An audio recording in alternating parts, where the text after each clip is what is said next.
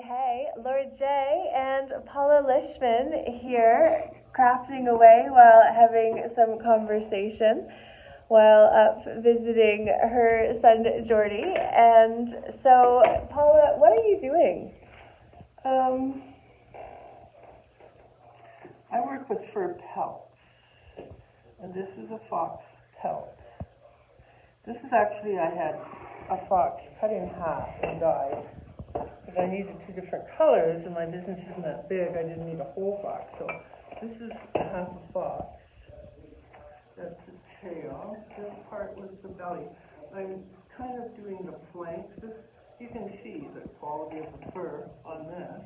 It's very thin, like this is the yarn. Wow. It's very thick and thin. It's the flank, right? This is the primo stuff here that will be all kind of nice and even. It's called a shadow fox. It's got black tips. You see the black tips in the anthracite colors. And then my dyer just cut this part of the tail. Your dyer? Oh, your dyer that dyed that a different color. Do you know what it originally was before it was dyed? It's a blue fox variety. So it was kind of light color with the dark tips, light blue maybe. It's a blue fox. It's a ranch fox. A ranch Not a wild fox. Oh, wow. Yeah, it's ranch. A ranch. But beaver's wild. I mostly work with beaver fur, and it's all wild. Supports the First Nations. Supports the trappers, people who choose to live on the land. Yeah. And it's the ultimate natural fiber. Little Cass is enjoying the opportunity to get some extra pets Belly rubs before I go back to my neck of the woods. So I wanted to just show you the amazingly cool space that Paula and her husband Bill Lishman built in the 70s, was it not? No. Late 80s, we moved in 91. You moved in 91? Yes. And so before that you were in the schoolhouse? No, that's my business. We lived in the chalet down the road. You lived down there? Yeah. And you had... Where Aaron and Jordy were. You had the church? I had the schoolhouse for my business in Blackstock. Right. With an addition and two portables in the end. And two industrial units, so it kind of got out of hand. From the garage. It started out in the garage. Yeah, so you basically learned how to create a niche of knitted furs out of necessity. Well, yeah, I was,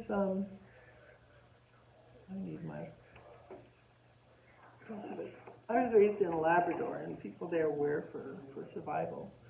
You go to the Hudson Bay store and, people pull up with their furs on the inside covered with some kind of weatherproof material and did their trading. So wearing fur on the inside made a lot more sense to me than I remember in Don Mills walking to school with my brother.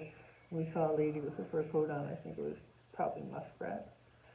And we said to Glenn, look, that lady, she's got her coat on inside out. Because the fur should be on the inside. Right. Keep you warm. Right. So then you created an opportunity where that became a reality. Yeah. I mean, I'm 6'3". I had to make my own clothes. There weren't call girl stores. I made all my own clothes all the way through. When you're raised in the north, you become very independent. My mom baked our bread, cut our hair. Dad made sauerkraut. You don't go to the mall every time you need something. Right. Yeah. So there is no mall. There's one store, Hudson Bay store. You knew that animals actually gave up their lives to become food. Yeah, a lot of people up there live on the land, the First Nations particularly, they hunt and fish.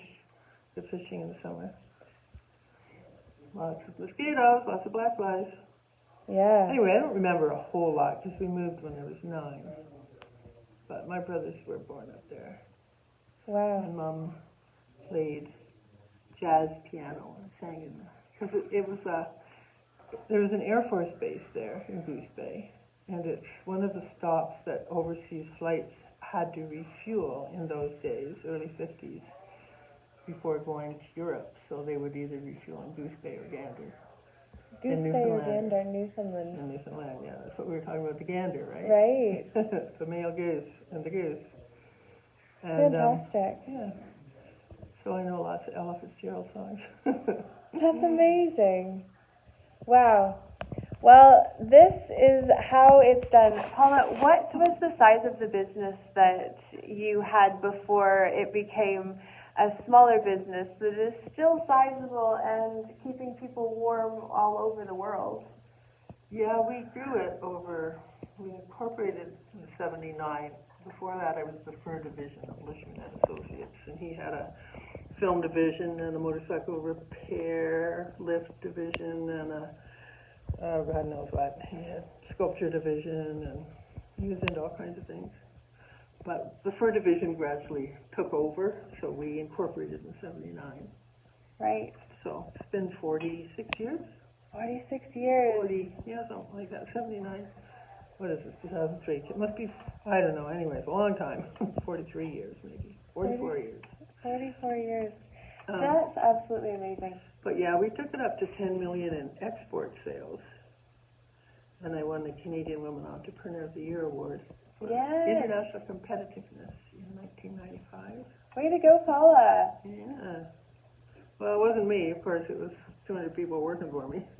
Yeah, but you still had your name on it. Absolutely. I did all the sales. I mean, I did the Japanese sales with my agent, which were the bulk, and that was always the motivator, because they had to have a collection of like 25, 30 new pieces, new colors every January. Oh, wow. So it was really busy, because at the time we're shipping U.S. orders. We need to have our Japanese orders pretty well all developed, or Japanese sample line. Right. Colors and, start doing promo work. Right. Anyway, it was busy for sure. Got me everywhere in the world, though. Not everywhere, but that's amazing. We did shows in Milan and Frankfurt, and How I've been cool. to Denmark and all across the States. Our American customers always wanted to do trunk shows, so they would pay me to fly me down and put me up somewhere. And I'd work in the store and meet their customers and measure them up and do special orders. Oh, that's amazing. Yeah. Oh, wow. How cool. And then, of course, Japan. I've been to Japan over 30 times. So.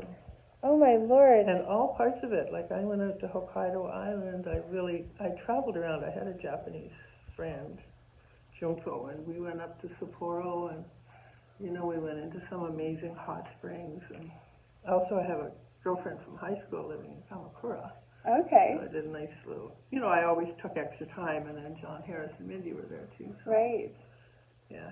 So I've been to a lot of places in Japan. Yeah, that's absolutely amazing. Still places on the map to go to, though. Where's the next place that's on the map? Oh, gosh, I don't know. I don't want to go too far. We're done, I think, with Mexico. You're done with Mexico. You've been how many times there to the same place? To the same place, like 14. It's a beautiful eco resort, but it's just not made for seniors, and we got to admit we're seniors now. All right, so if you've got a resort, and where is it that you wish to go to instead of Mexico then? I want to go somewhere I can drive, so I've got a chair on the back of the car I can take out and sit in anywhere I want. Woo! I love it. A woman that wants to be autonomous. South Carolina.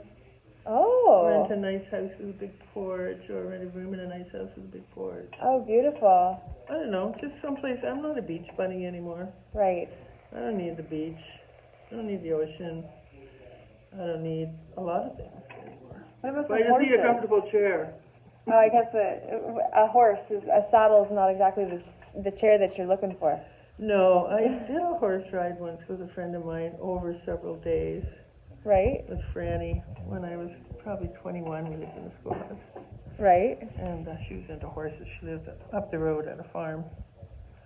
And I hadn't ridden much. We went out maybe 3 or 4 times around the concession block, and then we took off for like 5 nights, I think, cross country. Oh, fantastic. Just riding east Wow. Riding east. There's a big forest again, Araska, and How fun. you know, we just only stayed on dirt roads, unimproved roads or whatever, because you can get through with a horse in a lot of places.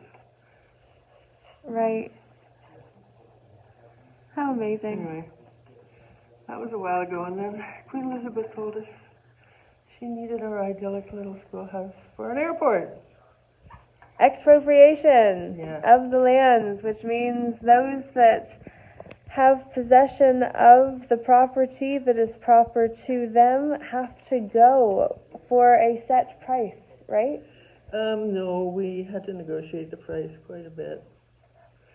And everybody made their own deal.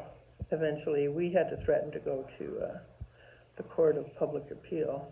Right. Bill was very good at getting publicity. He orchestrated a number of protests regarding the airport, the biggest being Earth Days, which had 2 or 3 stages and all kinds of talent. Oh, God, look at me, I'm gone. Oops. Well, it's a natural woman. That's right. Comfortable, Sunday morning, afternoon. Sunday morning, yeah, literally. Like, Jordy's chatting with people on the phone in the next room, and we were chatting. I was reading her something that I wrote that I will be making available as part of a pretty amazing piece of processing. Bringing it all together based on what I've been trying to say over the last 3+ years, and then actually bringing all of the other pieces together, which are the other players in the game, such as Paula's late husband, Bill Lishman, whose book, Father Goose, I just narrated, and we're going to be making available as a donation or as a gift for those that donate towards the Bill Lishman Memorial Project that Jordy's going to design the sculpture for, and we're having a gala in August. The date is to be confirmed, but you can certainly get more information from this channel. So, Paula, I want to thank you for being so candid and transparent this morning and just doing what you do best. Well, you gave me a tote. What do you expect? I get more. That's amazing. Am I allowed to say that? It's legal. Well, we did, and I stopped for a couple months, and then I chose to go back to it, and then I'm going to not do so while I'm away from it. So we just have to balance moderation, right? Everything in moderation. Yeah. And it's organic. We grow it here on the property. It's not filtered or poisoned. Yeah. And that's where actually this conversation maybe can carry into the next one, where we talk about the land expropriation around the Ohio chemical spill that's poisoned lands and then are forcing men and women who own these lands to then sell at a reduced rate that moves them closer to a fate none of us wish to go through, which are the 15-minute cities of control. So, Paula, thank you very much for this morning and your hospitality over the last week. Oh, you're more than welcome. You house sat while I went on a mission. Yeah. To Cuba. Yeah. I came back at the tail end of your trip. Right. But oh, you came back? I thought didn't you come? I was here before you left, and then you went to Cuba, I went home, and then I came back at the same time as you, pretty much. Okay. So, yeah, I've been here for I came up Friday of not this weekend, but last weekend. And I got home on Monday night. Yeah, exactly. So I was there for the last few days. But anyway, until we come back again, we are real women who are living our lives, and in this moment, it is us who are together in view, and I wanted to share with you a woman who is really friggin' cool. So thank you, Paula, for all that you've done to be who you are and lead the family that you have. Because a little store in Fort Perry, anybody wants to see more. Yes, we will include the PLUM LOCO. details. PLUM LOCO. PLUM LOCO, owned by a friend of mine. I just rent a space in it. Fantastic. And then you've got your own website where people could make purchases online if they wish to as well? Not really. Not but you can really. get in touch with me through the website. All right. Yeah, Paula it's not Lishman. set up as a store. Cool. Well, Custom work is my specialty now. custom work is her specialty. Got some amazing wedding dresses, blankets. For wedding dresses? I did one for a lady on her late. Oh my Doctor. lord. Doctor's beautiful. Wow. Well, there's a lot of silk in it too, but it was definitely furry. That's cool. And she got married in June. Wow. Well, she would have been warm. Outdoors, but Well, good thing it didn't rain. But I guess the animal fur would be repellent to the... oh yeah, all my stuff's machine washable. You can throw everything I make in the machine. Oh, fabulous. Yep. I'll make it practical. Yeah. So what will this thread This become? anthracite fox will get rolled into a ball of yarn, twisted and reinforced with a H2's cotton. This is quite a thin, very strong mercerized thread. Twisted, so the leather becomes it's like a pipe cleaner, right? It'll get all twisted really tight, so the hair stands out. Right. And that becomes the yarn then that I knit with weave crochet. Amazing. And so So you'll this is going turn to be it a in- poncho. It's going to be a poncho. Yeah, I've got anthracite beaver, so I ordered half an anthracite fox so I can make a poncho. What does anthracite mean? It's a kind of metal, mineral, I think.